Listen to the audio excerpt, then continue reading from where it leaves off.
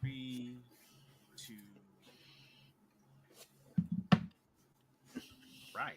So previously on Dragon Ball Z, we actually talked about Assassin's Creed Shadows and all of the ups and downs that could possibly happen. And I actually think that this game is something that, like I told you before, is definitely worth if you're interested in it. At least so like this way we all have an opportunity to kind of see for ourselves. Because at the end of the day, none of the information that I got states that it's a bad Nope. we definitely talk a lot about Assassin's Creed. We're going to talk today about a couple of things kind of relating to that. So I just want to kind of put out there that today's topics are going to be something similar to. No, we're not doing no April Fool's jokes today, bro. But today we want to talk about. We just had a couple of technical difficulties. But anyway, we're going to talk about a couple of things relating to Ubisoft now that Assassin's Creed is here. Now, before we get into those details, I'm going to let you guys know that I just want to say, welcome to Start Button. Today is April 1st, but we're not doing April Fool's episodes or anything of the sort. We We're are here. bamboozling the We hell are out of live. elements. April Just, Fools. April Fools as we started late. Just a heads up, I think your mic's I doing mean- the auto. I think it's doing the auto gain thing, so you're kind of like Yeah. dipping in and out. For who? For you, You. Oh, is it going down and up? yeah. Mhm. That's crazy. So, no, my auto gain control is off. Yeah, you like got super low. Mm, I might have moved around a little bit, but either way. So, with that being said, let me just double check the gain on my computer. I want to make sure that you guys actually have all of me that you can.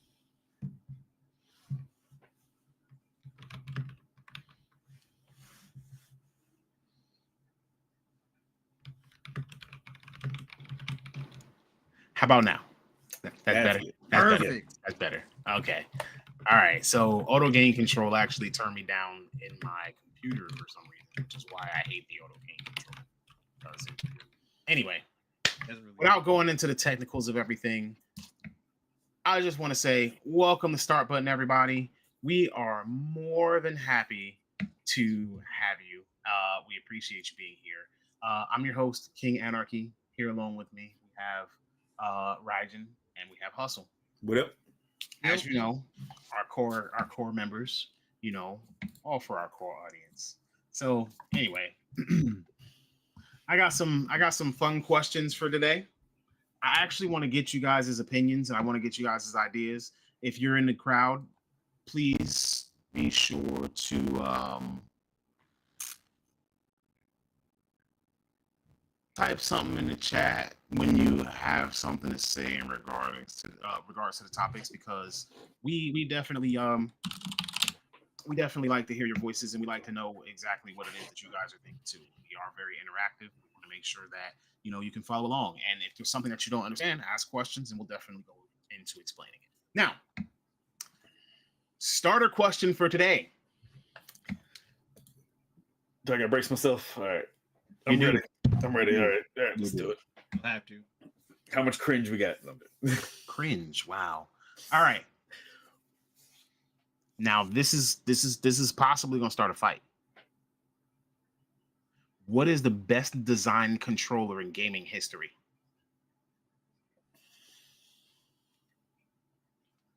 Virtual Boy. Psych. People always say I'm weird, but I don't know why it works. But the damn Dreamcast controller works, even though it's so weirdly shaped. I don't understand why. No, this is me coming from I love the Dreamcast, but I don't understand why that controller works as well as it does for being shaped so weird compared to other controllers. I don't. Like, that's one of my favorite controllers. What about you, Hustle? Me, I would say one of the best ones is its predecessor to that was the Saturn analog controller. They weren't too far off from their I'm about to say concept. they were quite similar. Yeah, they're very like the the analog controller for the Saturn was basically the prototype to the Dreamcast controller. Yep. Shmoney, I don't know what is going on today. Are you okay, sir? It's April Fool's. It's all good. Whoa. Doing a teehee. Because the N64 controller is probably, you know what? All right. His favorite comic So, character, Aquaman. Is that one why thing I like will the say is that a lot of people complain about their thumbs touching when using PlayStation controllers.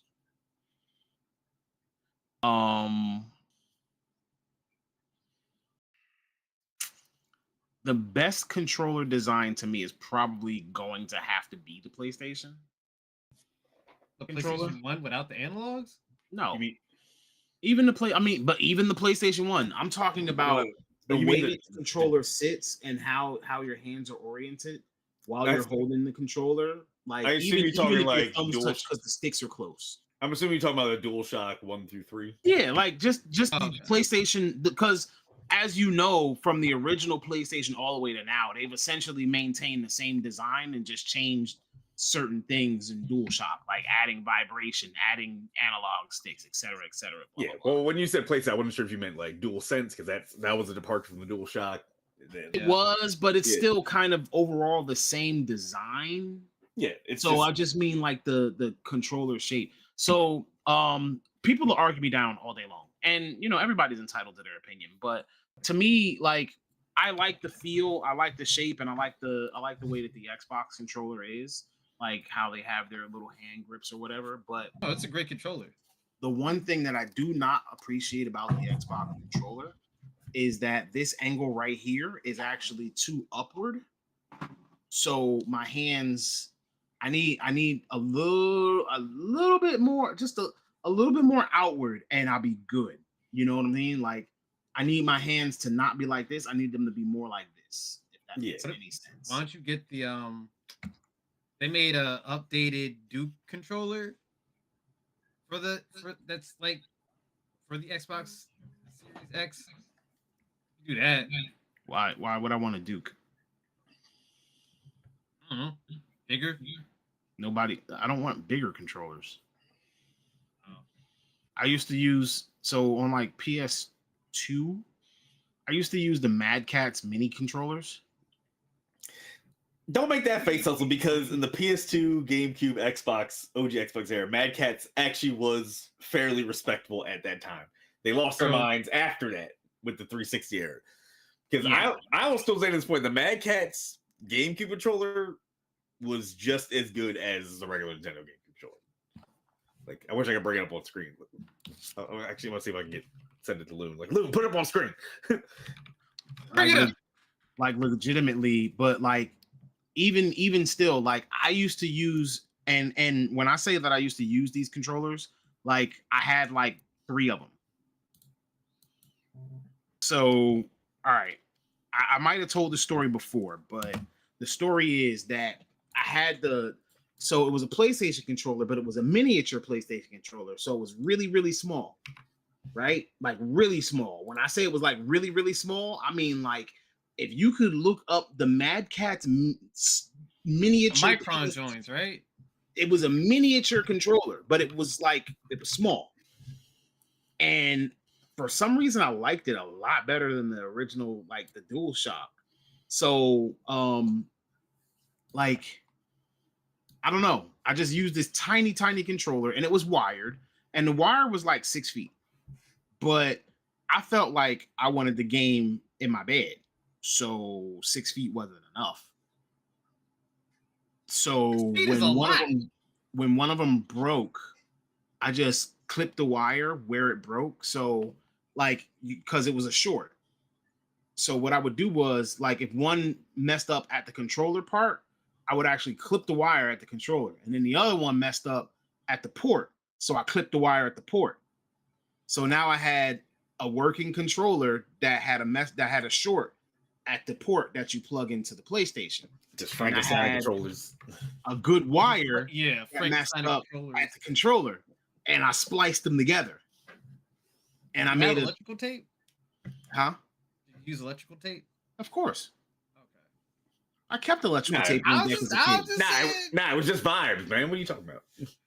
Yeah, I kept Yeah, electrical just tape on deck as a kid. So yeah, I spliced them together. So I would obviously wrap each one with E-tape, and then I would wrap the whole thing with E-tape. So like I would have a controller that would have 6 feet of wire, then you would see a bunch of E-tape, and then you would see 6 more feet of wire. This is the most ghetto shit I have ever witnessed. Bruh. This is actually that's actually kind of fairly unghetto. Like,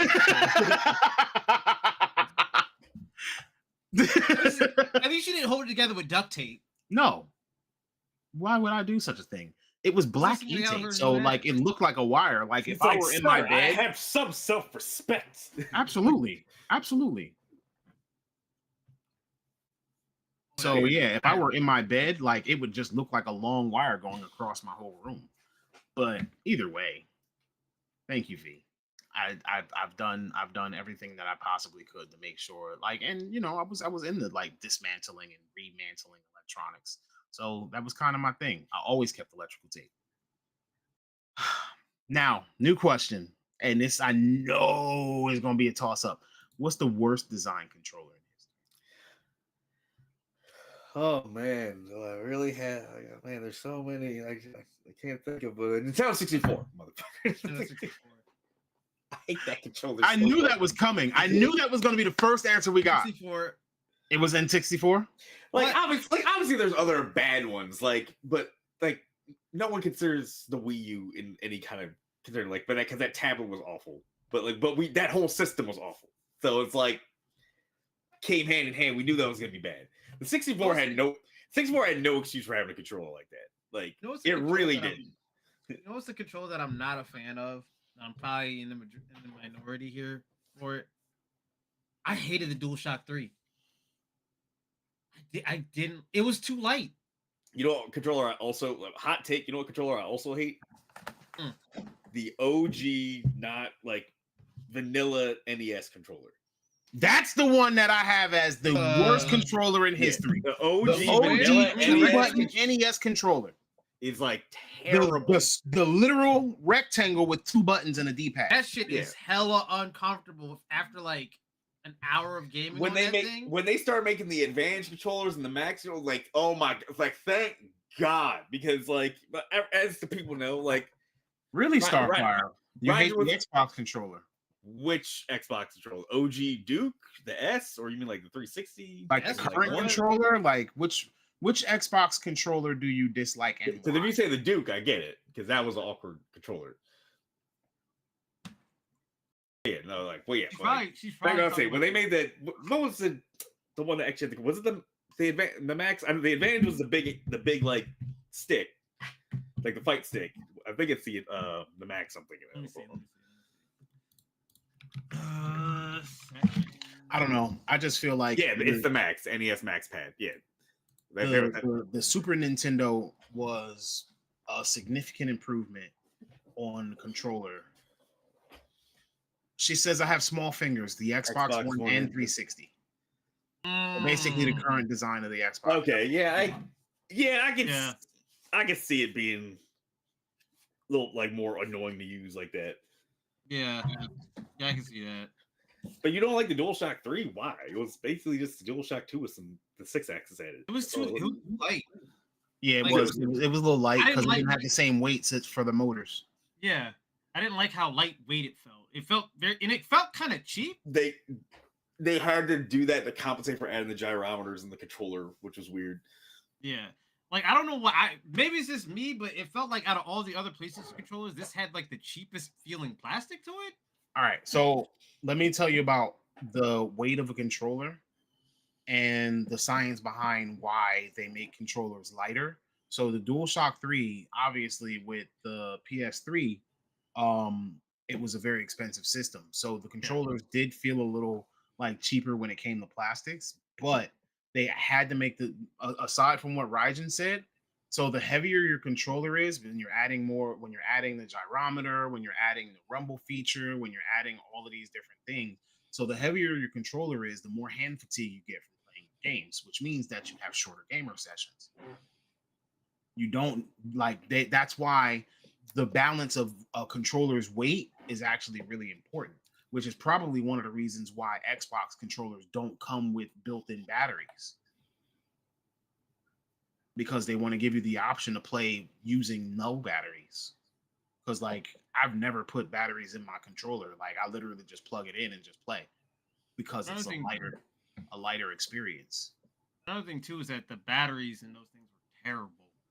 Like In the what? battery packs that they had in the PS3 controllers were terrible. And they I mean, the battery died. pack in the PS5 controllers are terrible. Are they? Because It's- mine's still. The original PS5 controllers. Oh yeah, you're yeah, right. We got very the. Yeah, I have an I mean- updated controller.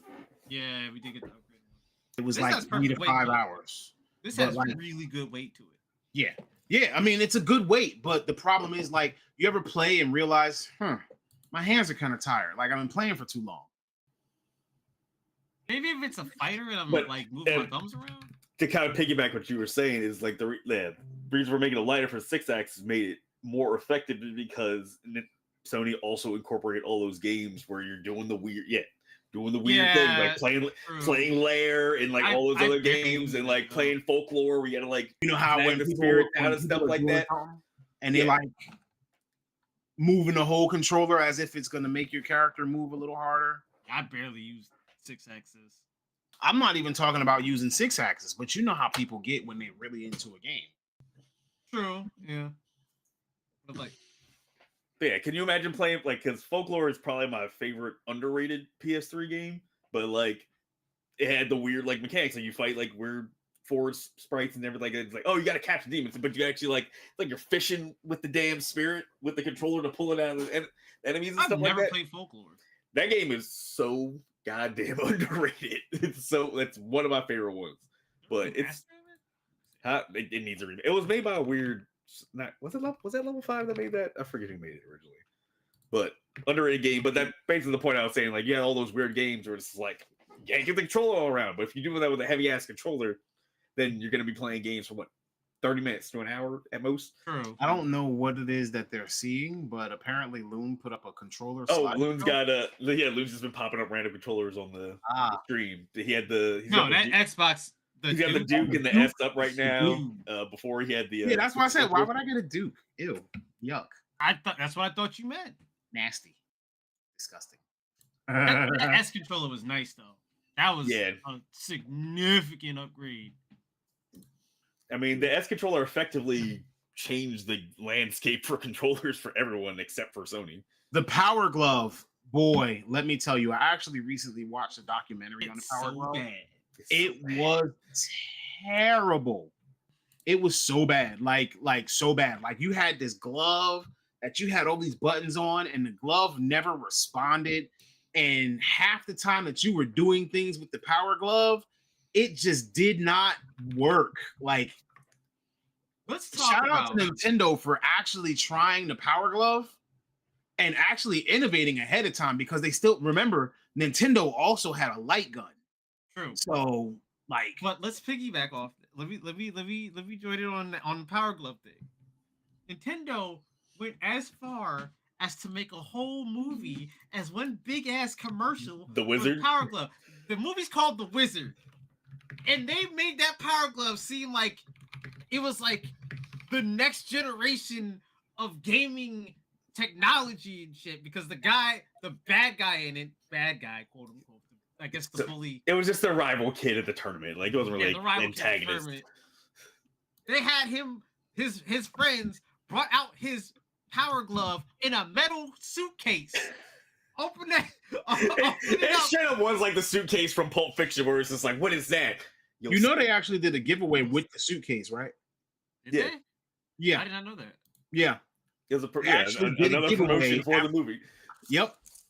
He's like, I love the Power Glove. It's so bad. It's so bad. If y'all have never seen that movie, go watch it. It's got fucking. The Wizard what is it, a Ben? wild. Is it Ben Savage or Fred Savage? I I think think Fred Savage. I think it's Fred Savage. I always mix them up. It's got Fred Savage, the kid that was in Wonder Years. Wonder Years. The Wonder Years, Yes, that's like Fred Savage. Yeah. the main character, and then he has a little brother Wait. who I believe. Fred Savage was the Wonder Years, and Ben Savage was Boy Meets World, right? Yep. Yes, you're right. You're right. All right, I cool. think the little brother is on the spectrum, or Yeah, they don't he is. really say he is, but like you can tell he's like coded. Hustle. This is 1989. Autism didn't exist. I'm about to say there was no spectrum back in Yeah, 1989. bro. autism didn't exist back in They beat it out of 1989. you. That You were- kid is coded. You were just a silly kid back then. No, they beat it out of you, bro. Like you had a problem, or they beat it out of you. It was But you 1989. can definitely tell that the brother is supposed to be on the spectrum. Special. Yeah, Actually, exactly. speaking of Boy Meets World, I had there's a random segue. I had trivia the other week, and I did 90s music, so I had a round of 90s show theme songs. So we live in the Philadelphia region. For people who didn't know, Boy Meets World takes place in Philadelphia. Wait, it does? He wears Phillies gear all the time. it's a I school in never noticed Philadelphia. that till now. But so I played the theme song for Boy Meets World. Like 2 teams got it. And I was like, do you got any hints? I was like, I guarantee everyone in this building has watched this show at least one episode. And 2, it's mad local. And then when I say it's Boy Meets World, they're like, that's not the Boy Meets World. I'm like, yeah, because I just made up the question and lied to your faces right now and saying, no, it's not the Boy Meets World theme yeah, song. right? I was like, how you gonna not know? Like, this is y'all town. Like, I'm from Jersey. Like, this is y'all town. How do y'all not know this show was based in Philadelphia? You don't want me to get started on Boy Meets World because I will go on a Corey Matthews rant for the whole podcast about how much of a piece of shit that character is, yo. That is the worst character Nope, in all of entertainment. Zach Morris stores. Zach Morris is stores. Ooh, Zach yeah. Morris probably committed at least a dozen felonies throughout just his high Yeah. school career, unsaved by the Yeah, law. you're right. Yeah. Zach was out here committing whole crimes, like sleeping with friends, trying to sleep with friends, girlfriends, and friends' crushes. Bruh. All right, back to the topics at hand, because we can talk shit about sitcoms about all day. We really could. All right. So is there a control? Like, is there a controller that if you had one, you would keep it for like every console? For every console, ooh. Every console, no matter what came Like, out. and it worked for everything. Ooh, Yeah, like a evergreen controller that you would like keep forever. I wish we could kind of go back to having one shoulder button for some things. So I could like say some other controllers. But now we got we need to have R2, L2, and like Yeah, all that nonsense. Simpler days. the are triggers. gone. Let me think. I don't know. See, I'm kind of weird. I'm just thinking of controllers I've used the most. Like, I wouldn't mind if the GameCube controller worked for everything, because the GameCube controller is mad comfortable to me. Like, I put thousands of hours in it just from playing so much goddamn Smash. Weirdest controller design ever, but yet works probably the best. I just bought a new. Like, I went to a game store near us. I found like a almost brand new condition Wavebird controller. And I got it for a pretty good deal, and I was like, "Shit, all right, Wait, you bought a Wavebird? yeah." I did not know that. And that guy didn't rip me off either. Like, it goes for like 85 on the market now. He sold me for like 90. All right. Bad. I thought it was gonna be way more because that's such a coveted like thing now. What's happening with my camera? Yeah, you're like lost all your focus for some reason. There you go. Yeah, I think GameCube. If I could use GameCube controller for everything, that Somehow I actually felt that you were gonna say GameCube. yeah. What about you, Hustle? Don't sound weird. Series X controller. What'd you just say? The Series X. Series X controller. So the, Oh, new, okay. so the new X controller. So basically, the Xbox. It's- design. It's a great controller. Like, it feels good. The analogs work perfectly. It's a fantastic controller. Okay. Bro, imagine if you could use that on like Killzone. Imagine using Fire. that on Tekken. That's the only thing I don't. Yeah, yeah. I'll never understand why they don't just put a like. I know, like, and it was weird because they changed it. Because didn't some Xbox One controllers have a regular D-pad and then they switched back to They did. the Omni pad for some They reason. did. I'm like, just give me a regular D-pad. Like I don't need the Omni pad, like the 8-directional pad. I You don't can get it. get that if you buy that Elite controller. If you ain't buying an Elite controller, you're not getting a regular D-pad. Who's hating on? Oh, wait, we got people hating on Dreamcast. Star hating on Dreamcast. So Wait, Star, have you had a Dreamcast before? To say that? is there a Speak on such thing as a greatness. perfect controller? Perfect, like a perfect controller. I would Nah. say before I think you have to go by generation because I think for like the 16-bit era, the Super Nintendo controller was perfect. I had Sega Genesis controllers that were in the shape of the Super Nintendo. Yeah, but and then I would say close second is when they changed to the when Genesis changed to the 6-pad. The 6-button That was controller was 6-button. fire, but I had one one that was actually had amazing shoulder for buttons fighting too. games. Yeah, That 6-button Genesis controller was like the perfect fighting game. yeah. That's why I was controller. mad. Killer Instinct was exclusive to Super Nintendo because I would have loved to play it on Genesis with that 6-button controller. But that's also why Mad Catz made that fighting pad down the line in the 360 era that looks like that pad. Yep. Almost bar for bar looks exactly like the Genesis 6. Oh, look. 6-button. Stars on my team. I don't like when the joystick parts are so far apart. Yeah. Mm. Like I still that's why I still prefer PlayStation layout to Xbox, but I can use both. Yeah. I mean, Xbox's layout works better for Shooters. Xbox way better. works better for shooters. PlayStation works better for fighters. It's just Yeah. how it is. Yeah, like that. I want to play fighters on that shit. Yeah, I there you play go. fighters on this. Let me just put up the 6-button pad. But yeah, Yeah, that thing was. so if you could take any controller ever created and make it better, what would you change to improve it? I got my answer right now. Because I'm telling you, I would take the Xbox controller that we currently have.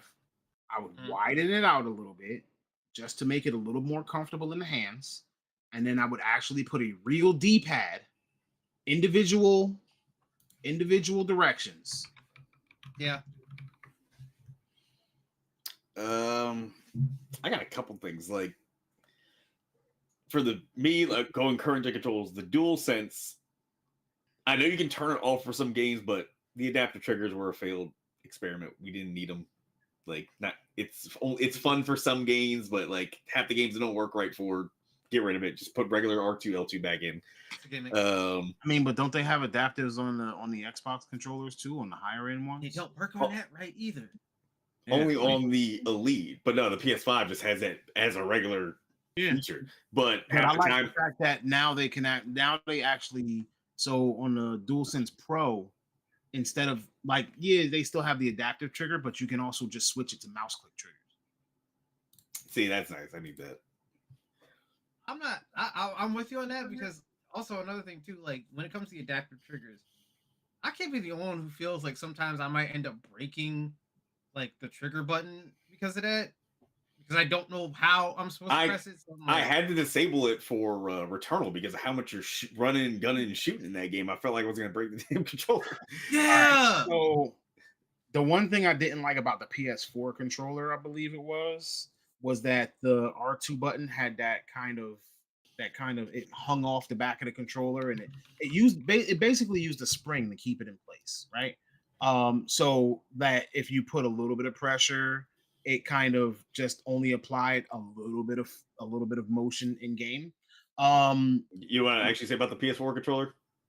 Those thumbsticks, those regular thumbsticks that came out were awful. With the little indentation ring on it, and it's like, no, why did you do that? It fell off. But like, do you know how it made it rub off easier. It was like because they got. Do you know how many triggers I had to replace on PS4s? Yeah. Like, I'm not talking about replace the trigger itself, but I've literally dismantled PS4 controllers and replaced the springs because the original spring that came in it, I discovered that if I took one of my handy dandy tools, Mr. Wire Cutter, Mr. Bolt Cutter here, and I took a paper clip no, not a paper clip, a safety pin, and I chopped the front of the safety pin off. The end piece of the safety pin worked like a stronger version of that spring. Bro, Off just the fire. triggers. Cheaping out. Bro, what do we learn about Tones buying new controllers? It's gonna get Frankenstein. Why buy new controllers when I can make them better?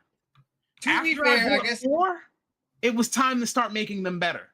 To be fair, I guess you could have said the same thing about me and my PS4 controller because I ended up having to glue new fucking analog pads on top of it. Oh my Yeah, god! like I said, when I bought 4 controllers better. and they all happened, it was time to start making them better. My PSP was a legit Frankenstein's monster because how much stuff I changed around my PSP. I changed There was so I much. changed the D-pad, the mini L stick, the face buttons. I changed so much. You changed the little pad on the stick. Yeah, Yep. huh? Yep. Well, not only that, but under the hood, I got you, bro. both our I got you. PSPs was modded. Oh yeah, I mean, So I was playing our Monster Hunter. PSPs used to do things Allegedly. that PSPs wasn't supposed to do. Allegedly, you know. Allegedly, I was playing Allegedly. Monster Hunter. Allegedly. I'll say it. I'll say it. I was playing Portable Third. We didn't get that in the States. Don't ask me how I got it. Though. I mean, I was Allegedly, playing Portable Third allegedly. too. Allegedly. Allegedly. if I was to play a game at that time, it would have been Monster Hunter Portable 30. There was a modification I heard that you could do to your PlayStation if you had bought the hard drive. Where like you could do some things, and instead of you like going out and buying games, you could download them and store the files. I know a guy on his Xbox. I know a guy who had pretty much like 200 games from the PS2 library on his PlayStation with the hard drive and the modem. Our friend, who we're not going to name, had that happen on his. He did that with his Xbox. It's crazy that He happened. modded OG out Xbox? all the games saved on it. Yeah, like the OG best thing that Xbox. they could have did was give people And I was heard give people back in PlayStation modem and hard drive. and I heard back in the day, like I think some Dreamcast could have played CDs, like if there was some kind of special information on them. I don't know. It was kind of weird. Yeah, I don't know what you're I don't talking know. about. I don't know what happened. There were. I heard that there were devices that you could put into the back of the original PlayStation and actually play games from any country. Yeah, like Yeah, I heard allegedly, that. like something. I heard some stuff like that happen, but I don't know. I had a friend who every time that he turned his PlayStation on, he would just pop the top open and just start swapping games, and it was crazy. It was crazy. People would come over and be like, "How you get this game in Japanese?" You know, Mhm. just I just got to switch the disc. That's all. Yeah, I mean, Why there your are little PlayStation ways- lid always open? It's hot. It gets hot. You gotta let it Right. out. ways that you can get My Hunter laser on needs to PSP cool play down. online. Oh, the lid don't close all the way. Like, say something ghetto, like, oh, the lid don't close all the way, so I just leave it open. Well, how it work when it's open? See what happened. What happened was. allegedly. All right. So what I want to do now is I actually want to get into some of the meat and potatoes. Like, I want to get into the thing that they're here for, because it's already 9:34. You know what I'm saying? We got about an hour left. I'm not sure if Loon is able to stick around for us to make it too, but let's try to see what we can do. We'll breeze through it however we got to breeze through it. But in the meantime, so I want to actually transition into talking about AI again. So we've talked about AI before, and so Iverson was a great player. Previously, when we talked about AI, we talked about AI being used in game art, Dungeons and Dragons, things of that nature. So it was being used in like character models, card designs, Dungeons and Dragons books. The world has a whole AI concept, and there are differing opinions about AI art and what AI can and should do. So I just kind of wanted to get into it. I didn't want to get into actual opinions about AI art because I have met a few artists who feel like AI is theft, and like using AI art is not really paying underpaid artists But what I do want to get into is the fact that there are some news items going around that Sony actually put out a patent to use AI for non-player characters, like AI machine learning for non-player characters. So It's basically the next level of bots. yes, so instead of They you already actually playing with people, you could have an AI partner who's going to learn from your play style. And as you continue to play the game, they're going to literally kind of mimic your play style and be a AI provided partner for I could So- probably climb league rank with a full team by just you. all on you. So, all right. I do have some questions here. The first question that I have is, if you were playing a game, how would you feel if you knew that the companions that you had alongside of you were actually machine trained artificial AI NPCs or artificial intelligence NPCs? are they better than actual players? Are they better than actual people? Have you tried to play Marvel Rivals with randoms? Listen, Yeah, it's like if I can replace randoms with some AI teammates that actually know what they're doing, cool. Well, what Yeah. if the AI played just like you? Like literally, when I say machine Like, have learned, an off day? this AI. So all right, bam. Imagine like you know how you get like CPU NPC teammates in Monster Hunter Wilds. Like if you don't want to like go online or whatever. So imagine if you have a team full of yous. Literally, they play like you do. So if you were struggling with a monster and you called an SOS and they put in 3 more U's, I mean, then everything's just gonna be too easy. You know what I'm saying? I mean, Yeah, like I wish. What I think would be a cooler idea is if it learned off of like other people you join games with versus trying to copy your style to try to mimic like other people better. I think that would be kind of dope. So like me and Hustle and you do a hunt, but like it retained that like, oh, Hustle use a long sword and you use whatever you use in that thing, but then like had and it saw you were on my friend, almost kind of like remember actually I think remember the Pawns of Smith Dragon's Dogma, you could train up a pawn that your friends could use, stuff like that. Yeah. Like that's I would like something like that, but on like a wider AI learning scale, because that would be cool for a lot of games. Oh, funny. That was actually one of our news topics a little later, is that we were going to let everybody know that if you did not get the twerk emote for Venom, Marvel Rivals has a twerk emoji or twerk emote for Venom. So yeah. Anyway, go on ahead. I'm sorry.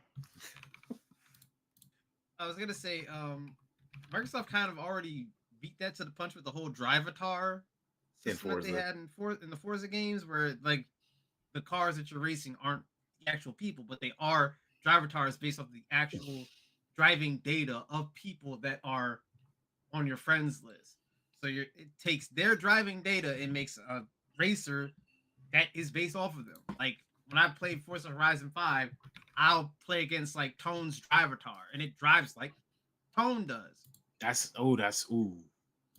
You never noticed that when you No, when what I'm playing saying Horizon is 5? ooh, like have you ever like seen me drive in a racing game? Like have you raced my Drivatar? Yeah, he's alright. That's what I'm saying. Like if you crank the difficulty to be like actually like me, that's crazy. It literally drives. Actually, what would be dope, like instead of Because some people be driving all over the road, but like my Drivatar would be taking all kinds of shortcuts and stuff. Like my driver, you'd be like cheating. Now, it would be dope if they could have like a difficulty setting for like friends, and it just fills the game up with like your friends list of people who have the same game, something like that. Yeah. Like, and it fills it with regular bots if you don't have like if only like 5 of your friends bought, it's a 16-person race or some shit. But that would be cool as well. Yeah, like I'm not mad at having something like that, 'cause especially it would help people who have anxiety issues that don't like to play with people, because there are people out there who are just like they want to play an online game, they don't want to play it with actual people. That's a thing. That was actually one of my future questions. We'll get in more into that one in a few minutes. Now, Sony actually filed the patent a few years ago, so it was back in August of 2023, and they published it this month, well, March, showing that they have developed a generative non-player character. This character requires consent from the user to have their gameplay data processed by a training model, and then will generate an NPC teammate. Do you think this is creepy, or do you think this is forward thinking?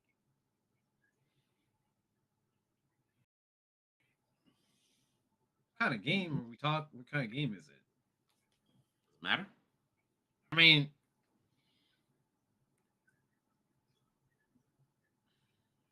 Yeah, like I'm trying to think of like a good use case for this kind of generated character. Besides, like, I mean, obviously, racing games is always fun to have like that, just to have some extra challenge. I mean, I think that racing games would.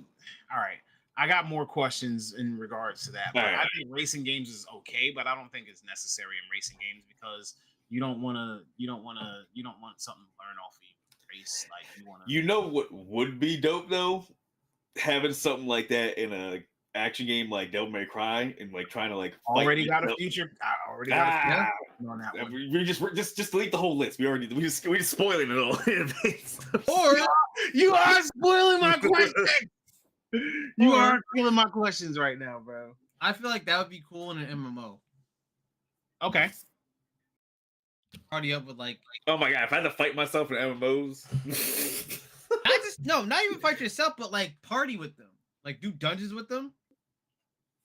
Like with AI bots that you trained up. I think fight PvP and yourself in an MMO would be crazy. Like that would be horrible. Yeah. Wait till we get to the other question that I had. Did you know that That- Sony actually also had a patent where they were actually doing AI versions of their game characters where like you would be able to interact with them? So like imagine like on your television screen, you just Fear back, I'm still listening. You just turn your controller's mic on, and then as you turn your controller's mic on, imagine in the background you have somebody like Aloy or like Crash Bandicoot just in your background or just popping up on your screen randomly talking to you, and you're responding back, and it's actually having conversation with you. Like they have a patent for something like that where it's going to be conversational AI. I'm just thinking of it being Kratos, just yelling and screaming all the time. No, What are you doing? I don't feel like Kratos would yell and scream at you. You have to rip the boss's head off. But like, imagine you playing a game, right? And you like, Dag, I can't figure out this. I can't Boy, figure you out have to rip the boss's head off. like I can't figure out how to beat this boss, and Kratos just pops up. Boy, didn't I tell you? use the spear. That you have to use the spear. Boy. Savagely stab it through the heart. Because old Kratos was a yeller. New Kratos, True. boy. True. So yeah, Be so better.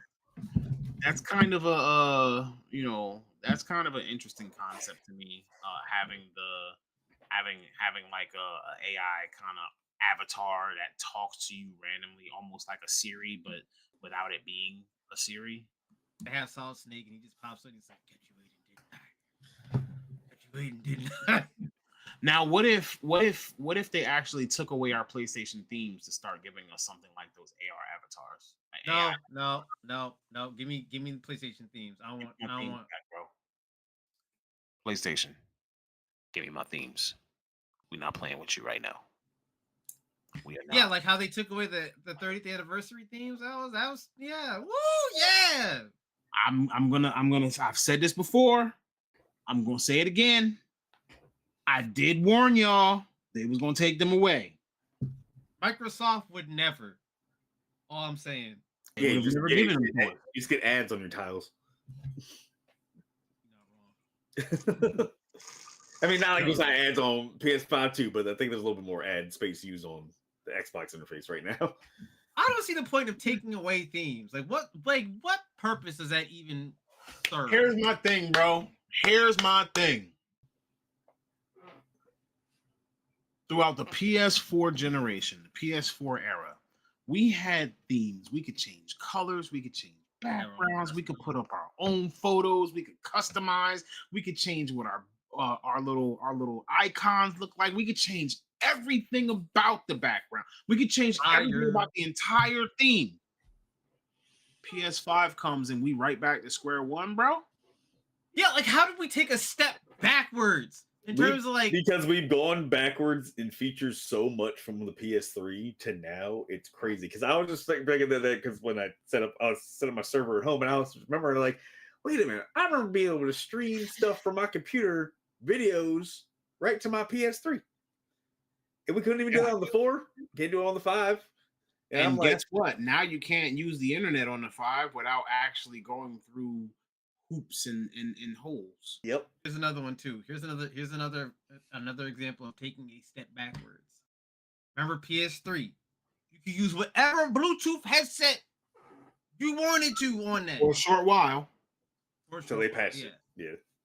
And they passed that out, took that ability away, and we ain't seen that since.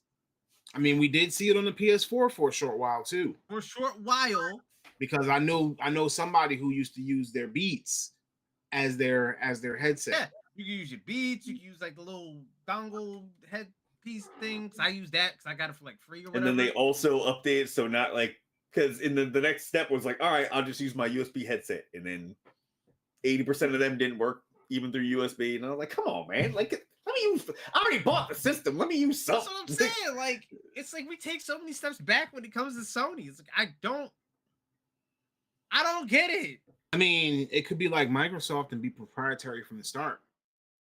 Yeah, because then you don't build on my expectations and take them away. That's also true. If I'm blind to something that if I don't know something exists, it's never gonna bother me that was taken away. That's true. That's true. You can't miss what you didn't know you had in the first place. Companies and such are already using our data for other things with or without consent. You know they are. Yep. All these companies are. They made it futuristic where everything is bland and silver. I'm just waiting for some oh god. What was the clone Arnold movie? Total Recall? The Arnold movie with they were trying to replace people with clones or copies. It's Total Recall, wasn't it? Oh, no, I was saying, the point I was getting at, like, between Ancestry and 23andMe, like, they're slowly just building clones of us to just take us out if we get too uppity. I'm not that curious about people who are dead for me to, like, wonder why, or wonder what they were and where I come from. I'm good. I mean, I did it specifically. I'll pass down whatever I was told from the older generation, you know what I'm saying? Well, you have a direct link to that. I don't. That's why I went and did it. I mean, kinda. That's your mom. Biologically, your mother's kid. I mean, yeah. Yeah, he don't have that luxury to be able to go. I don't have that luxury. About, like, his family history. I get it, but like, you don't have like no other family members like at all that you ever. Bro, I'm adopted. No. Oh, my bad. Did you not know that? No. Oh, I thought you knew that. I honestly thought you knew that. No. But no, that's why I did 23andMe. That's completely fine. That's what I'm saying. Like I don't actually like even if I was in that situation and I don't know, but I just feel like personally I'm not connected enough. Like I know that my skin is brown, so I'm black. And like if I come from Nigeria or if I come from Cameroon or if I come from South Africa, it doesn't matter to me because I'm not going back. And I also don't want them to be able to be like, well, you did 23andMe and we found out that your ancestry comes from Nigeria, so that's what we're gonna send you back to.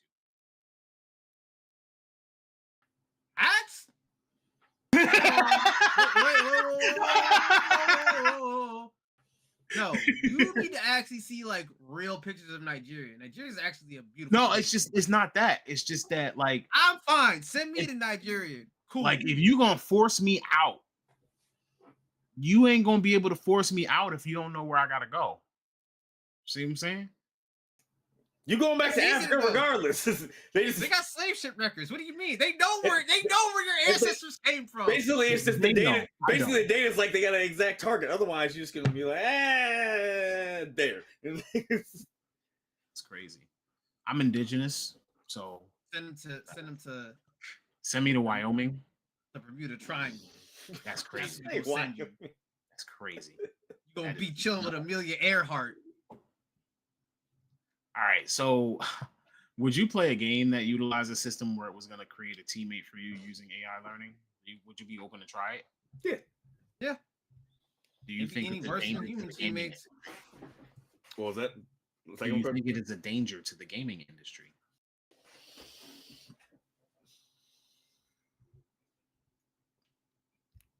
I don't know how it would be a danger because to me, danger to the gaming industry, the blunt of it is just like Voice people are- actor job, etc. no. Well, I was gonna say it's combination of that, but also like gamers buying games way less. But I don't see that happening, impacting that in that way.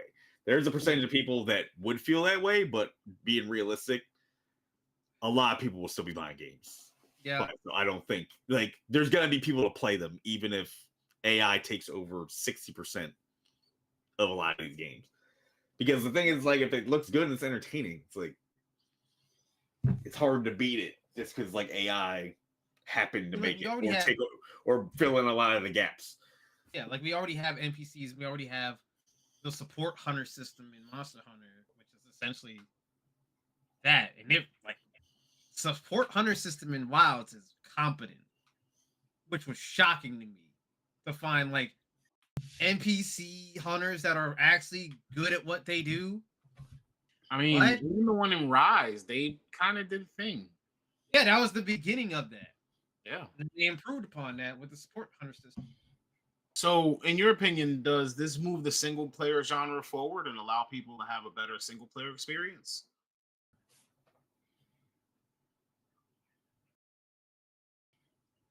Sorry, what was the question again? In your opinion, in your professional and humble opinion, do you think that this actually do you think that this actually moves the single player genre forward and enhances the single player experience?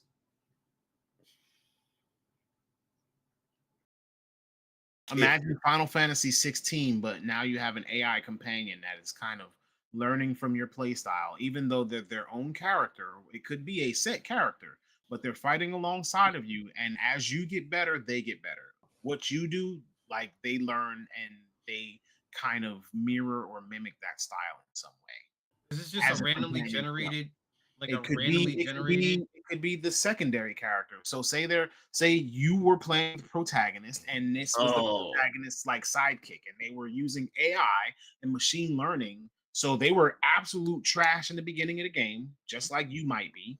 And then as you play, they get better too. I just thought it would have been a dope thing that would work for a current game if Assassin's Creed Shadow learned how you prefer playing Naoi versus how you play Yasuke. And I don't think there are missions where they're together, but can you imagine if there was a mission together, like you could like then see like how you would approach assassinating shit, or how if you're playing now what weapon you prefer using as Yasuke, but the game adapted to that during those special missions. That would be cool. I mean, similar.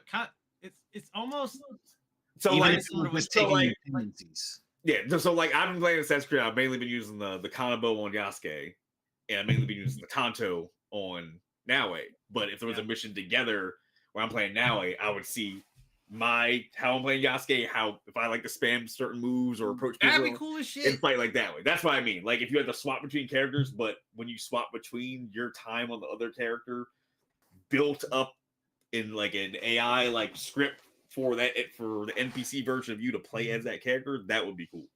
You know, it'd be cool Something too, like that. considering since Naoe's like smaller than him and more lightweight. Like if there was like a team up move where he could throw her up towards the castle walls or whatever.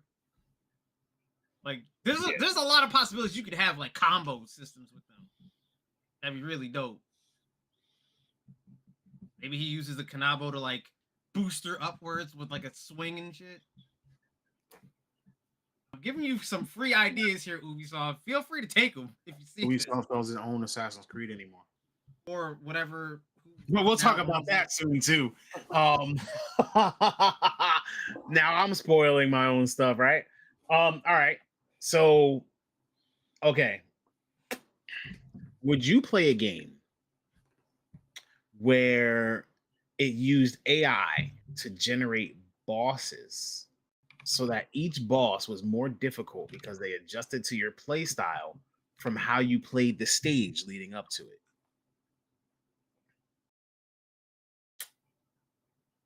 Imagine a Dark Souls, but every boss got more difficult because it learned from what you did with the last one. Hey, you almost sound like you're talking about the Nemesis system.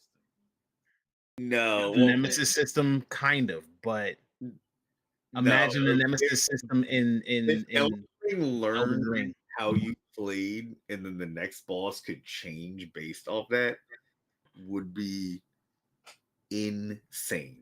I'm about to say, imagine Metal Gear Solid 2 mixed with the Nemesis system. Honestly, a stealth game would be great, or if they allowed the No, Nemesis but I'm system to talking be in about an Assassin's Elden Creed. Ring. But imagine like Metal Gear Solid 2 with Psycho Mantis mixed with the Nemesis system. Actually, you know what's a good example of a game like learning to fight against you? The Mr. Freeze boss fight in Arkham City. Because remember when you approach him different ways, then he found a way to disable that weapon so you couldn't repeat getting him that same way. Oh yeah, that was great. That was great. Now imagine a game that's infinitely harder using that same system. There are some games where that bosses actually do read your button presses. King of Fighters. Yeah, King of Fighters is notorious for that shit. Oh my god. Them last boss fights in them King of Fighters. For people who don't know, SNK has admitted in many of the King of Fighters games, whenever the final boss is, whether it's Zero or Ignis or Magaki, whatever it is, would read your button inputs. It knew when you were going to jump. It knew when you were potentially going to block because you were already pressing a certain button. Mm-hmm. It just instantly reacts to it. By the way, if you've never played a King of Fighters game, though, I would say those are the hardest bosses. Dead or Alive. Mortal Kombat. Nah, Mortal Kombat last boss is usually easy. No, I would remember them Dead or Alive final bosses whooping my ass like at least 20 times till I learned how the fight worked. Yeah. For me, it's always Mortal Kombat. Like the end of the game, they just be cheating. Oh, Shao Kahn was definitely cheating in the Mortal Kombat 9. I was like, okay, motherfucker, like you need to stop. Or that time change God, Liu Kang, Chronos, Chronica. Yes. Yeah. Yeah. Mm-hmm. The last boss, like getting through the game is fairly simple. The last boss just be cheating. Chronica was easy though, in my opinion. It depends on the character you get at the end of the game. I can tell you when I beat who's the final character you play in 10? I forget. Someone I was not really good with. I'm like, this is gonna be rough. It was like, whereas at the end of 9, like it was easy to cheese Shao Kahn as Raiden because every time you use the hammer toss, just do the like charge and like just repeat. That's true. I think the last 11, it was Liu Kang fighting against her, wasn't it? Yeah, Liu Kang against Chronica. God, Liu Kang. I don't like Liu Kang. I had to like Liu Kang to do that shit. So yeah. All right. Thank you, Omega Dragon fight. What else? Yeah, you're not wrong. What else do you think that they could use machine learning for that would enhance gameplay?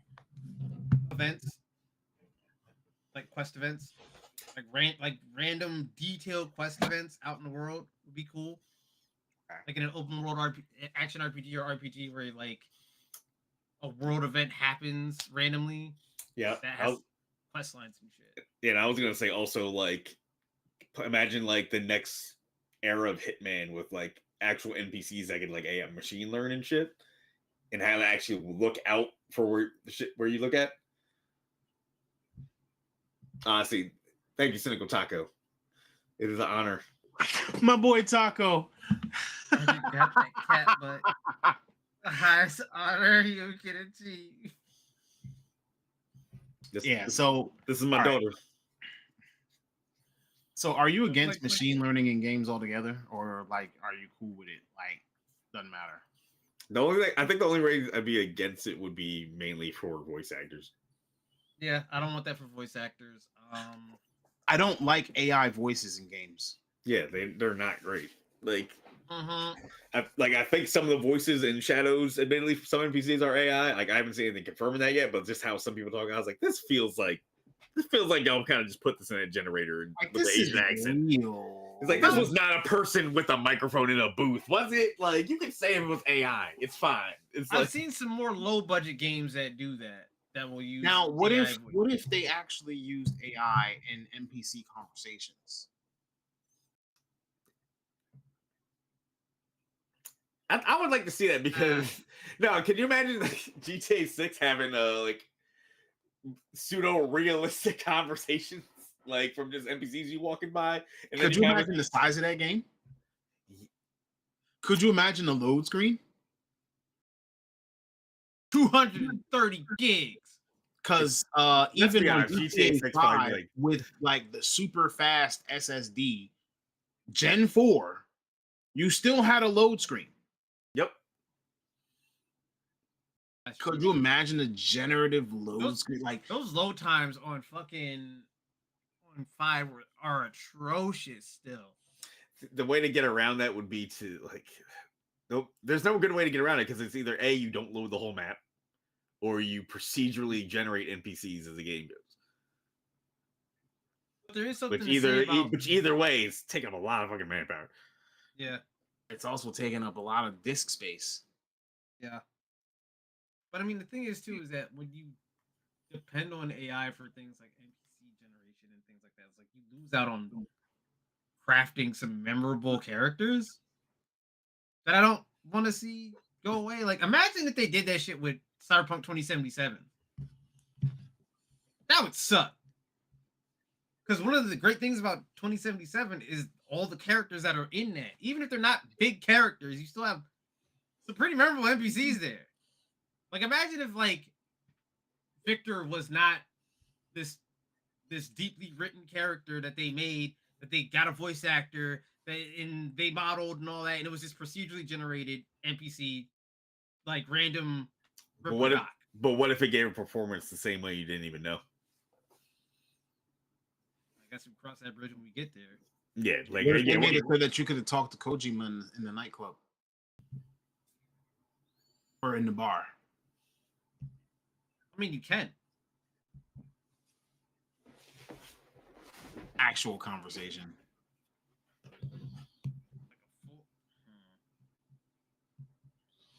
You know what would be crazy with a game with like generative AI? Games that have like heavy moral choices, like Mass Effect or something like that, where the conversation can change. You like it's like because obviously when you play the Mass Effect, like you can look at the script, you know what everything's gonna be said. Can you imagine if it was different every time, they worded it different ways, or like for moral choices? That would be kind of crazy too. Yeah, for moral choices, yeah. So you think AI in morality games would be a good thing? It's hard to say because you don't want AI to understand morality or empathy or feelings. But in a perfect world, we wouldn't have to worry about those things. It would be cool to see. Okay. All right, I got a question. Since we're talking about AI, right, and procedurally generated items, could you see a world where we are actually playing multiplayer games, but we're not playing against other people, we're playing against AIs? Fuck, we just said that.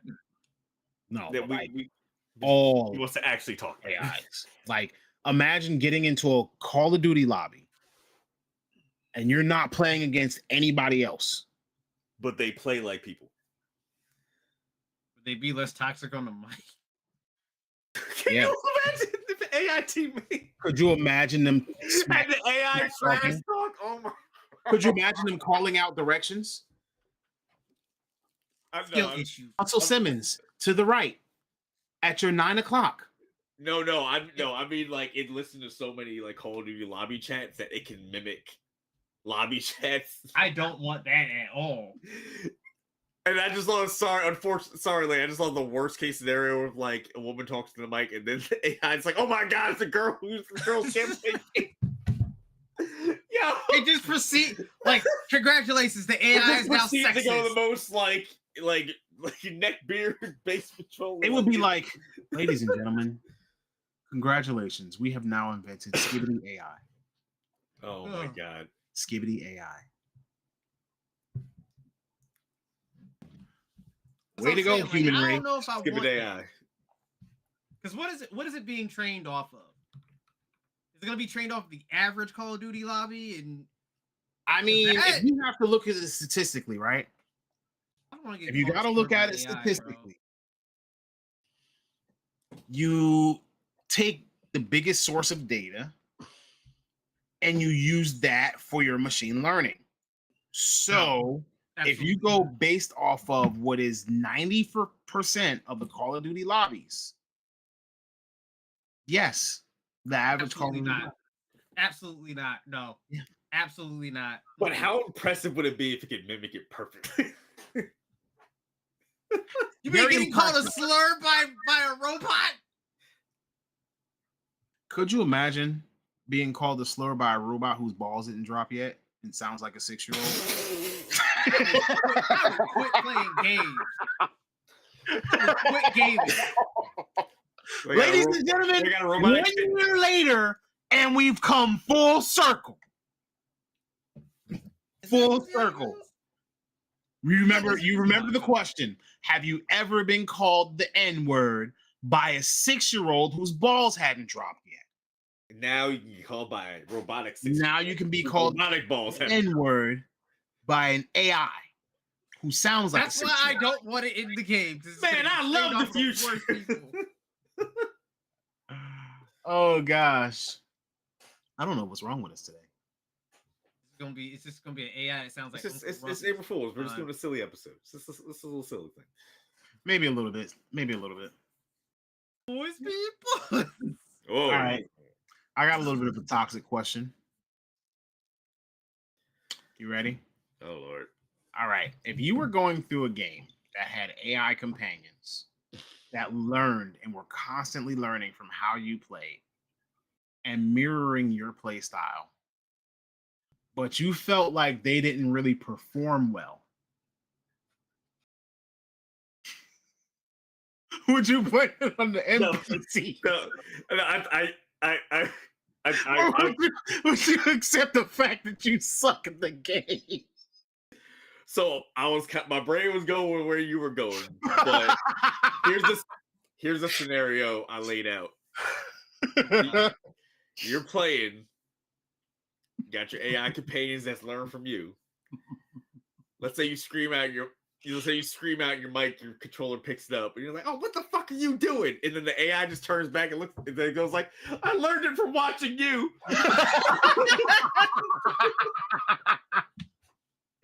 Oh.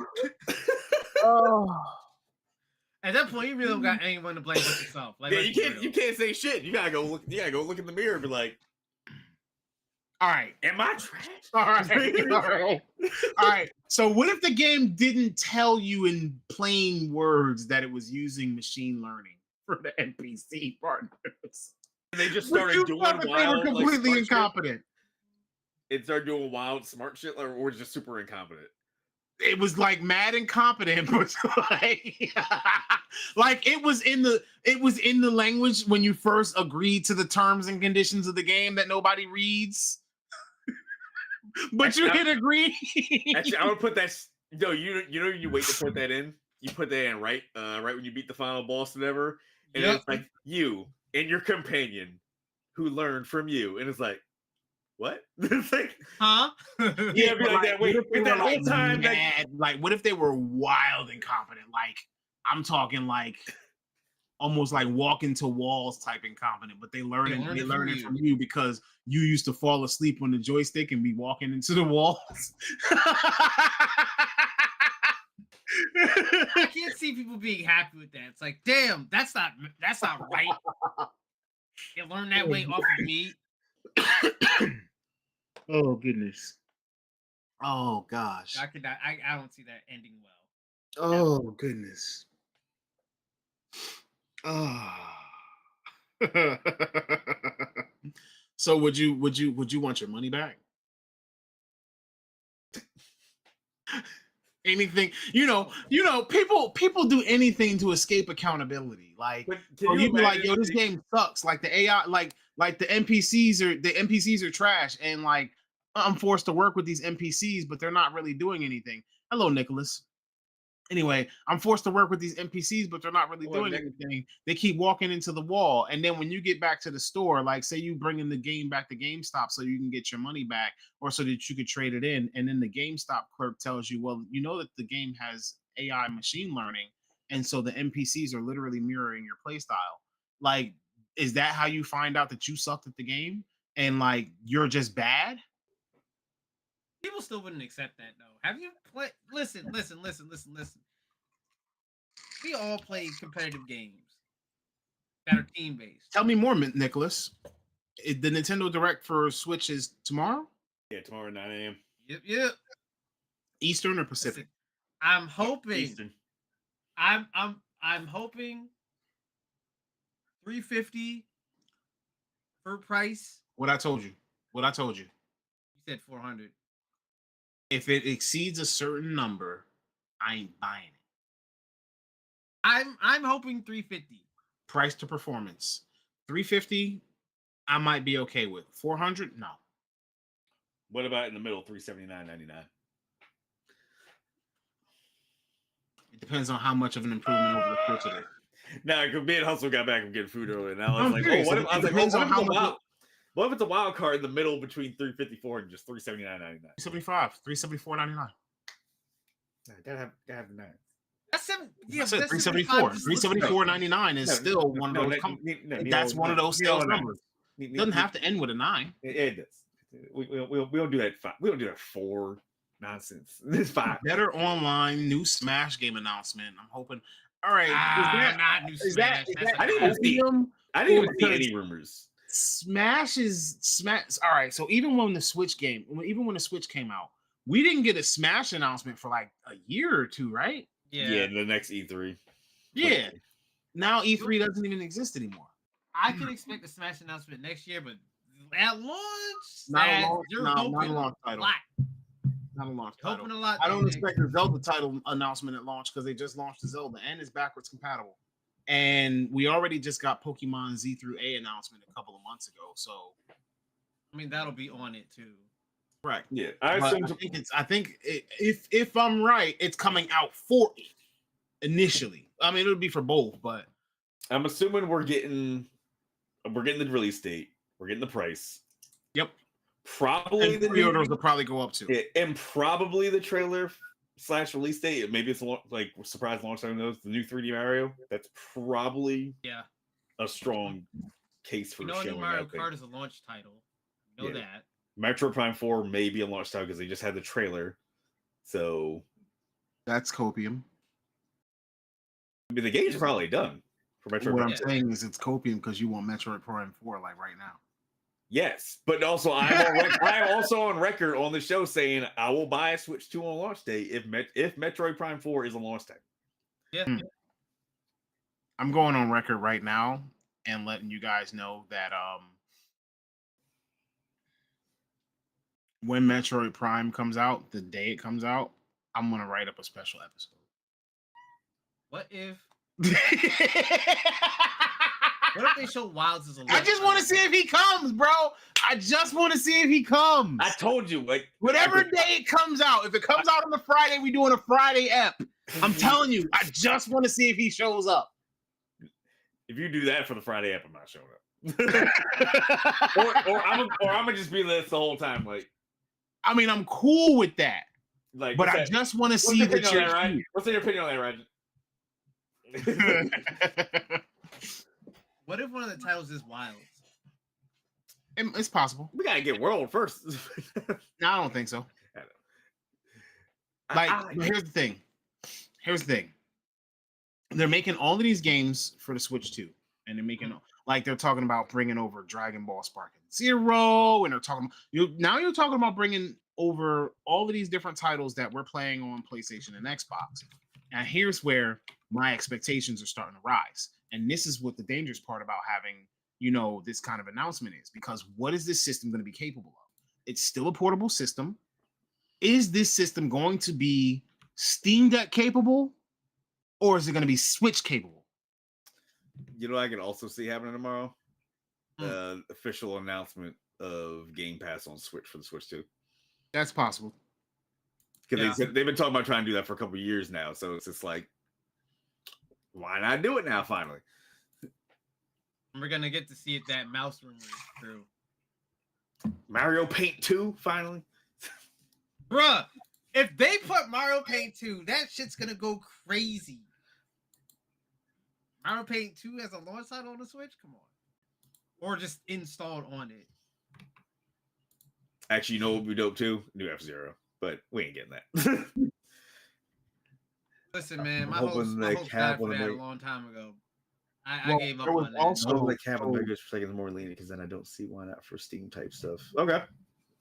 So, Nicholas, there was also a rumor that the next Xbox console is going to be more of a PC that you can connect to your TV than it was going to be a gaming console. I So said that- that's what they should do. Right. So you'll still be able to play, like, it'll basically work like a computer that you can just connect to your TV. So the way to Or Google Chrome. something like that. But like the stream gaming or gaming, but like it'll also enable you to use things like Steam. So like we have a lot of things that could be happening within this next generation of gaming. And so I'm hoping that we are moving in that direction. The one thing that I will say is that I actually fear that while we're moving in that direction, they're going to be toning us down and they're going to be taking some features away. Like that's the one thing that I fear. Because what if Xbox is actually now using like the Microsoft Marketplace, but they're also allowing Steam on their console, and it literally is a PC. But now all of the stuff that comes out on PlayStation, you can just play on Xbox by default, because if it releases on PC, now it's on Xbox automatically. Oh shit! Yeah, it is technically a bypass. I just realized that. Yep. What if the Switch 2 has more power than the Steam Deck and the Lenovo and all of the Asus ROG Ally and all of that? But they figured out a way on how to give it a little bit more battery power. Like that's all we were asking for from the Switch 2. We paid $500 for Steam Decks and stuff like that. The Switch, we don't want to pay $500 for, because you're talking about less than a gig of memory. Not memory like as in that storage, we but know memory of. like as in RAM. That Switch we know. literally We don't had know any less of than the a specs. gig of RAM. If they actually give you decent specifications, decent hardware, where this console that is supposed to be coming out is going to actually be able to hold its own in a graphics performance generation, I'm cool with what you said as a price, as long as it's a fair price. Now, if you charging $1,000, I got a couple places that you can go, and one of them is to hell. What the fuck? He said you can go to hell. I'm just saying, like, if you're gonna charge $1,000 for a Switch 2, I got a couple places you can go, and one of them is definitely to hell. I wouldn't see that. That would not happen. That's not. No. Discord link. Discord link. Never expire. I can't see that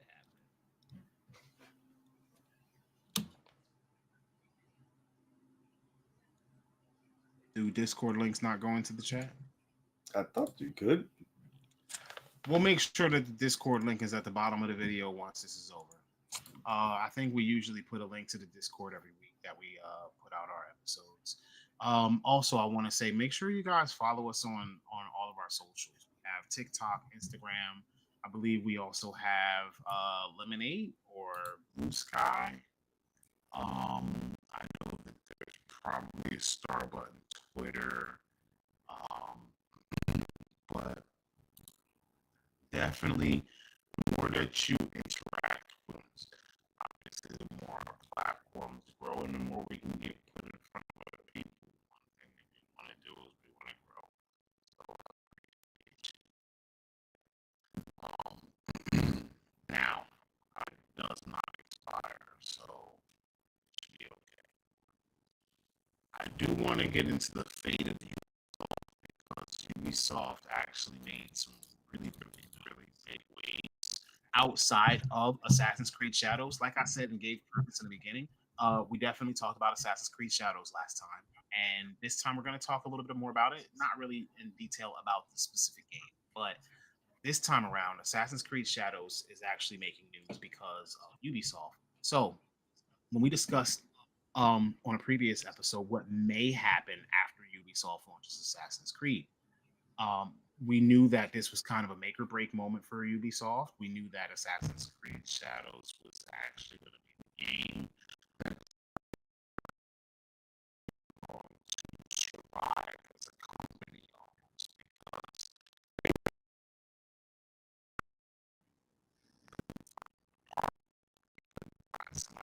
invest in them. They just weren't existing at all. And 27th, so we all know that Assassin's Creed came out on March 20th. So 7 days, Shadows actually launches.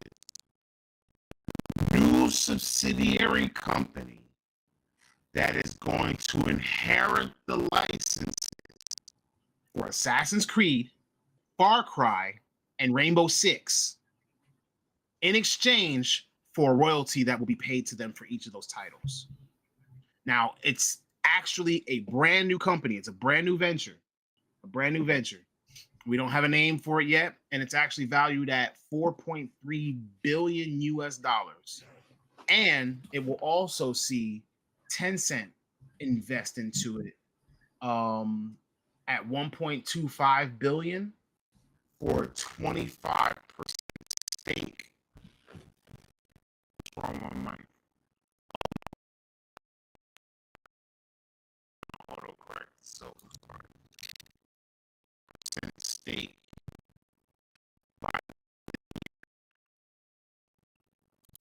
So what we're going to be doing is be having a new company now owns from Ubisoft. So you're gonna have this company and Ubisoft. Well, semi-separate because it's a well, it's still it's a venture. It's a venture. So yeah, but it's also yes, technically, but here's why it's separate. Here's why I said it's be in full control of the franchises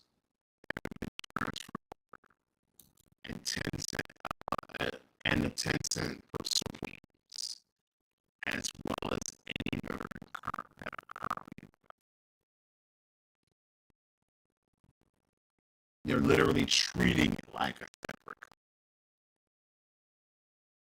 Clancy. But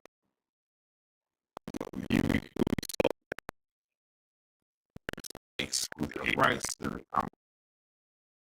Okay. Rainbow Six were the 3 titles that I confirmed. I feel like the division.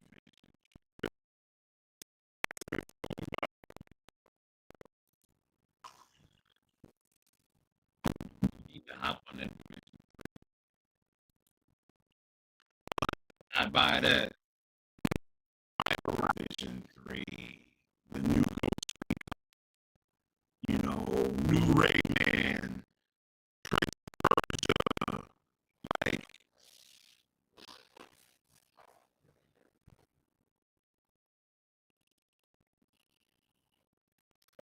Right? Is it specifically just Tone, or is it all three of us? Like, No. that's because I don't have my audio playing from the stream. So I no, can't it's hear all, it. it's all of us. Wait, It's all of us. is it all- It's Oh, on, it is all of us. Yeah, I think it has to be Loon's connection, then, right? very possible. We're working on it. So now the new question is: with Ubi letting go of their three biggest franchises, these are literally their three largest franchises into another company. What's the future for Ubi? What's this mean for Ubi? Ubi itself, it's As weird, a 'cause parent Ubi- company, yeah, because remember they're still getting money. But I just wonder, like, with this spin-off company, if Ubisoft gets bought out, does that other company now then also own that company? Or I is don't that- think that Ubisoft gets bought out at that point. I think it alleviates some of the financial risk for them with those franchises. They can work on other shit. This does technically free up Ubisoft's main studios to work on other things and not be held to the financial responsibilities of like Assassin's Creed or Far Cry or Rainbow Six. I don't know what the future holds. I mean, clearly they benefit from it, even though people on Twitter think otherwise. But it's like, no, Ubisoft's the ones that benefit from it. They don't have to develop the games now. They're getting paid royalties off of that. Tencent is involved, which means Tencent got a big bag. Yep. Tencent not going. Listen, Tencent's going to make money out of this, which means that Ubisoft makes money out of this as well too. Absolutely. So, if anything, I the think CEO that of because Ubisoft- Ubi is getting royalties from Assassin's Creed and they're getting royalties from Far Cry, they're getting royalties from Rainbow Six. Look how long the Rainbow Six Siege has been up. yeah, Rainbow Six Siege has been running for about 10 years and still making money. People are still buying the game. You buy a new computer, people are still buying the game, they're still buying skins, they're still buying packs, they're still playing this game, there's still a professional circuit, and they're only just now announcing a sequel to Rainbow Six Siege. wait, what? They did? Didn't they? Didn't they like recently just announce a new Rainbow Six? I don't think they did. I think they did. It's not Extraction. There's something that they literally just announced. God, Extraction is so bad. What were they thinking with that? What you got, Mr. Wizard? I'm not. Was it Vegas 3 or something? No, it wasn't. I would kill for Vegas 3. I don't know if there's another game in development. You sure? I'm trying to find. That's what I'm saying. Rainbow Six Siege X. Set to launch in June 2025. Oh, I missed that. Wait, what? Rainbow Six Siege X. Siege X. Hey, Rainbow Six Siege is evolving into Siege X after 10 years. Blah blah. Reference of tactical. Visual No, it's just overhaul. Counter New, Strike. No, Siege visual X. overhaul. New mechanics. 6v6. Revamped UI and progression system. It's in closed beta as of. Let's see. Yeah, the showcase was on March 13th. Yeah, I missed that. I think that was one of the weeks we missed, so like that didn't really come in the conversation. I mean, it's March 13th was right after I got back, so I was Dead. dead. Yeah. I was dying too, but not from as bad as you had. Like those 2 weeks were rough over here. I'm like, what is going on? Mhm. Yeah, like I couldn't, like I was getting up every day, but like literally I was surviving off of Gatorade and water, vitamin water, like just to like give me some electrolytes because I was sick. But anyway, yes, Rainbow Six Siege X is actually the Rainbow Six Siege predecessor, or not predecessor, the successor. Upgrade. This is like an upgrade. Oh, rather I than think a Rainbow new Six is game. getting an overhaul. Yeah, not it's again. They It's did not a a new whole game, showcase. Yeah. They did a they launched a beta, so I'm considering it like a new game, like because it's not like Siege, like it's launching in June, like they're talking about launching. So like if they were just gonna do an upgrade, then it would just be a patch in my eyes. If they make you pay for it, it's not an upgrade. Well, it's free. This is free. From what it looks like. This like, hold on. It says, hold on. What is free access? New players joining on June 10th. Siege will offer free access to its approachable modes, quick play, unranked, and a limited pool of operators. Additional operators can be unlocked through progression. If new players wish to join ranked mode or instantly gain access to more operators, they will have to purchase a premium edition. All existing Siege players will retain all previously unlocked content and receive veteran rewards. So it's kind of like Call of Duty. Yes, it's kind of weird that they locked rank mode by it's you not. having to buy a premium. They Well- still got to make money, bro. I get it. I know. Now, I could see them not making rank completely pay. Like you probably unlock it some other way from playing the regular game. But that would be weird to not even be able to play ranked unless you pay. I mean, you get the game for free, so you can play for free, and then if you want to compete, you pay. Like Yeah, yeah, I- I guess. It's I mean, it's yeah. literally like getting Warzone every year. Your skins and your all your stuff keeps transferring over, but you pay for the actual game. Can we talk about how weird that is that like Warzone you have access to all your skins, but if you buy the actual premium version of Call of Duty, you don't get access to said skins that were in. Yo, what again? Going backwards. We're going backwards. So if I play the free to play version, I'm fine. I have all my skins that I bought across all the Call of Duties. But if I pay for the premium version of it, I don't get to access that shit. You didn't buy it the way we wanted you to. Just tell me you don't want me to play the premium version. You just want me to pay. You just want me to play Warzone. Because that's clearly what it is. I mean, they kind of do want you to play Warzone because if you play Warzone, you're going to buy battle passes more consistently. You're going to purchase skins and you're going to purchase things for Warzone more often. And so the pennies and the nickels and dimes add up faster than the $70 do that you're just going to spend once. I don't want to play a BR though. I mean, that's I would rather they brought back DMZ. That was fun. That mode is fun. Bring back DMZ. I get to bring back loot. I think they will being out bring back there. DMZ on the next game. Remember they go DMZ, then they go zombies.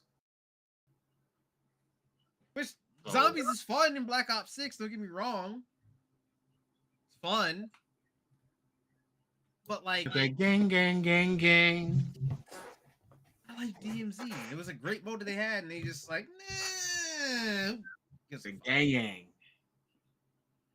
Especially that one building, that fucking building map. I can't remember the name of it. Remember it was like District 21 or something like that. Remember Tom or Tower 21? 21. That was That one of the most that was fun great. PvP modes That ever. was a raid. Like what? You're fighting through a gigantic tower? It's fucking amazing. And then it was just like, It was nah, either Building 21 or District 21. yeah, it's but like either Building way, One, District 21. weird.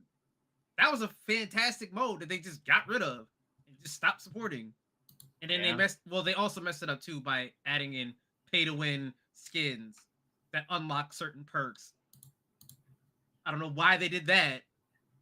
I mean, So going back to our original topics of Ubisoft, because we can go on rants all day about things that Call of Duty changes.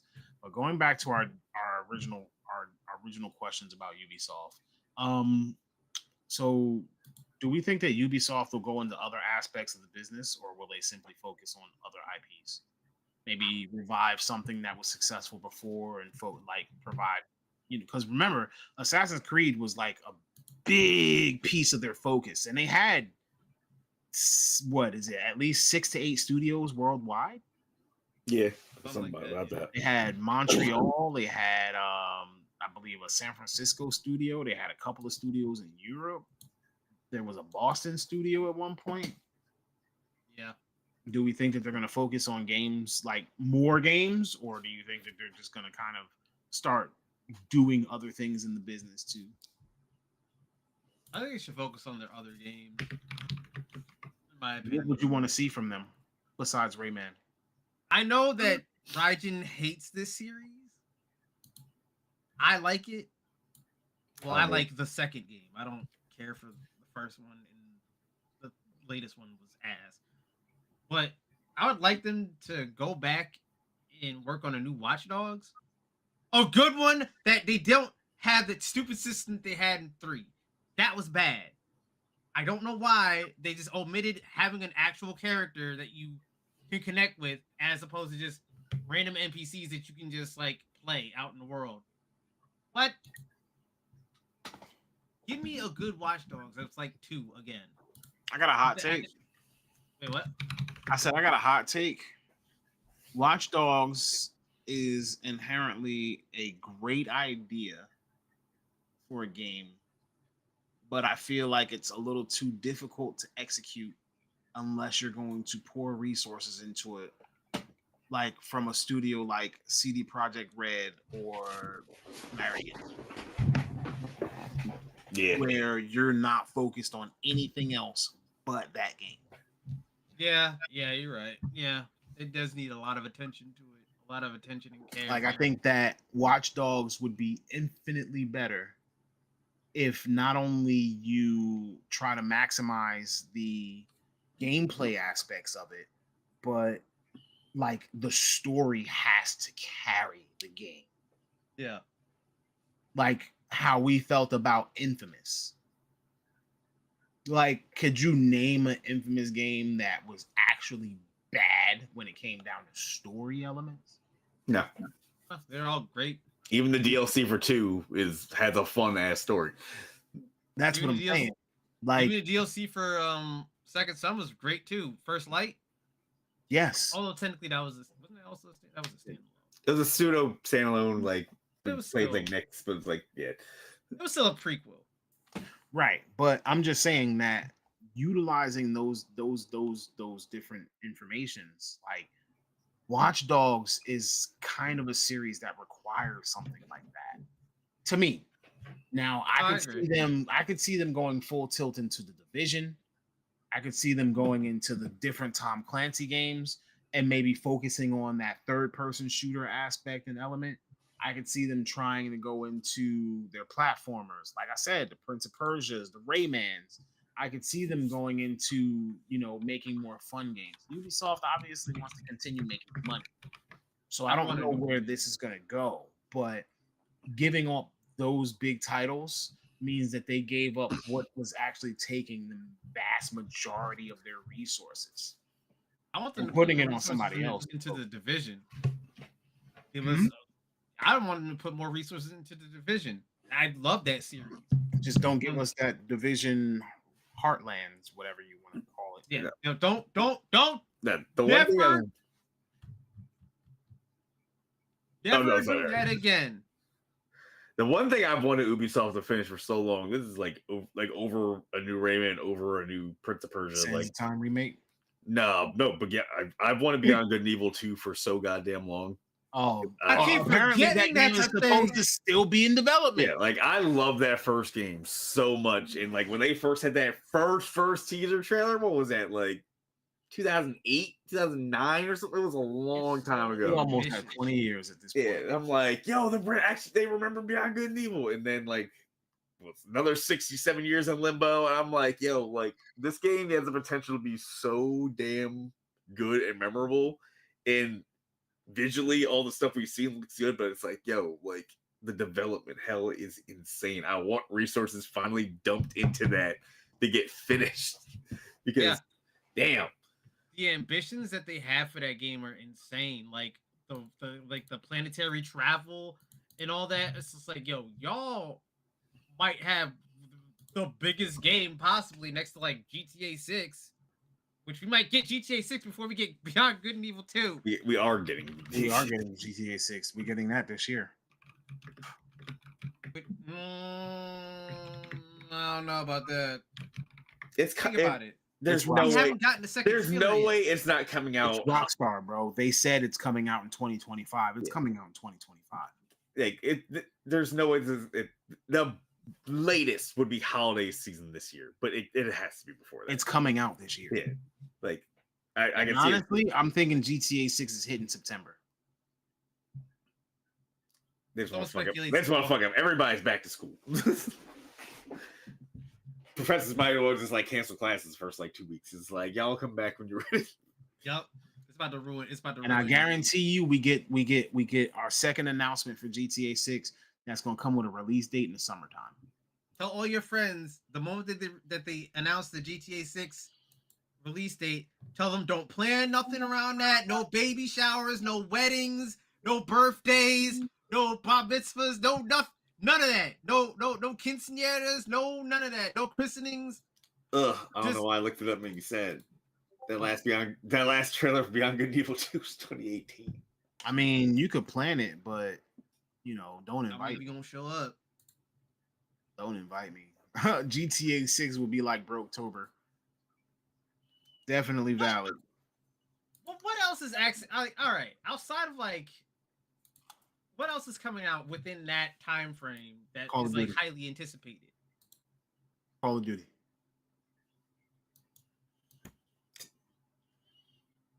This I'm year, saying. it's GTA 6. There's nothing even Like close. nothing is going to beat the anticipation of GTA 6. Like we already got Shadows, we already got Wilds, like we got Yeah, a couple good indie bangers. Yeah, and guess what? Like Shadows kind of messed up a little bit because they came out right after Wilds, but they gave it a month. Yeah, You know what that I'm was saying? a smart idea. Bleach Rebirth of Souls messed up because they came out on the same day as Shadows. And I actually heard that while the story mode for that game doesn't particularly, do any justice to the series because it is a 3D anime fighter. I heard that the game actually plays really well. Really well. The other thing this year is like that new Ghost of Yote info did claim That's right. coming out this year. They did Yes. say 2025. So like Ghost of Yote, what didn't they say? June something? it doesn't have a date, it just says 2025. And it's just I like, forgot oh. this coming out this year. Yeah, you're right. That's another one that's Well, no, Uh, everyone expected it next year. They just revealed the new info like the past day and a half, and it says 2025. So like So Ghost of Yote's protagonist, Atsu, will be on a quest for revenge against the murderers of her family. New weapons like the Odachi, the Kusarigama, and dual katanas will debut in Ghost of Yote. PS5 Pro support has been confirmed for Ghost of Yote as well. So, and it's 300 years after the events of Ghost of Tsushima. Yeah, we don't have a date yet, it looks like, but we have details on the actual game. But it does have the release as 2025. yeah, the official PlayStation.com site says Ghost of Yote comes to PlayStation 5 in 2025. So that's the next. I guess that would be second for hype game. Once that news circulates more, people are like, "Oh shit, Ghost of Yote's coming out this year." But it's obviously still gonna be GTA 6. Oh yeah. Yeah, so I definitely think that we have, some potential for some good stuff. Now, if the new company does well and the franchises that were passed off to the new company, continue to make money and Ubisoft is pretty much living off of that, do we have any concerns for Ubisoft themselves from this announcement? Ironically, you could say like they're not gonna make these dumbass decisions for these franchises anymore. Because they don't. I was gonna say the Well, same. let's hope that the new company, because you Yeah. know, let's hope that the new company actually makes good decisions going forward as well. Yeah. What if the new company had an ugly name? I'd say just call it Abstergo, bro. Like, y'all got the idea right there. What if the company's name was something like Skibbity? Skip AI. Would you buy it? I'm gonna buy it. And then when you start your game up, it just flashes Skibbity across your screen. I'm gonna buy it and I'm gonna cringe. Oh, And then they're gonna show a troll underneath it. I just thought the only game. Logo. I just actually thought the only game that could get a crazy out of nowhere announcement for release today that would be on par with GTA 6. Is if Mega Man X Corrupted. No, I was saying Bethesda was straight up like, oh, full gameplay, everything, Elder Scrolls 6 coming out. That's the only thing that would be close. Oh yeah. It might be close a little bit, but I don't. it's I not think it'd beating- be. I think it's it'd be not closer than beating you GTA expect. 6, bro. Not beating GTA 6. Yeah. Elder Scrolls people be coming out, man. Elder Scrolls people, but GTA 6 gets everybody. It gets the 2K players, it gets the Madden people, it gets the GTA people, it gets the role play people, it gets the action adventure people, it gets everybody. Because guess what? I don't know now one person that's not, for the lack of a better word, a Karen, who don't like GTA. All I'm saying That is is- I got 3 people on my Steam friends list right now playing Skyrim, That's cool, and nobody playing GTA 6. Nah, but I'm messing with you. Stop being. Can't do. I don't know, man. It's like after you see the cracks that are the Bethesda, what's their engine called? The Creation God. engine, right? Creation. I think, yeah. Yeah. After you see the cracks that are the creation engine, and you see like better first-person RPGs, first-person style RPGs, it's like unless y'all really hit it out the park with Elder Scrolls 6, I'm not interested, bro. I I'm not gonna lie. mean, I'm not Okay. interested. I'm not interested because hot take Skyrim is not that great. Oh my god, no, it's not a hot take. I've been wanting to say this for like years. Wait, I'm wait, like, nah. wait. I I think that we need I to shut make my this mouth a on it. different conversation. Yeah. And you know, because we wanna stick to Loom's schedule. I think that we should wrap this up now, and I think that we should actually put a pin in this one. Is Skyrim a good game, and why or why not? And I think that we We're gonna also get need us to bring in other people crucified. who actually play Skyrim. In the meantime, Bam Margera is coming to Tony Hawk, so we've got as he confirmation. should. Yeah, Bam Margera is going to be in the Tony Hawk remakes.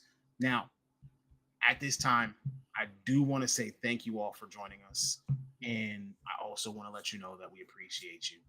And remember that if there's ever anything that you want to achieve, sometimes all you got to do is just press the start button. Now we're gonna go. Peace. Shouts to Ben for being sober.